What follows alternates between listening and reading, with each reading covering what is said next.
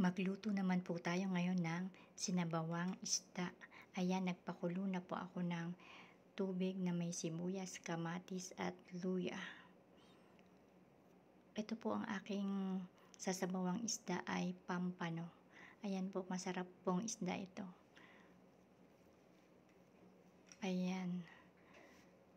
Sariwang-sariwa ang nabili kong pampano. Tamang-tamang pang sinabawang isda. Pwede rin pong ipangat yan.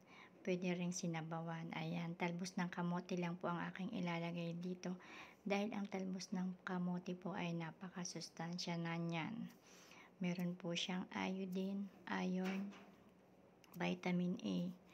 Ayan, lagyan ko lang siya ng 2 pirasong kalamansi. Ayoko po kasi yung masyadong maasim, kaya 2 pirasong kalamansi lang ang ilalagay ko dyan.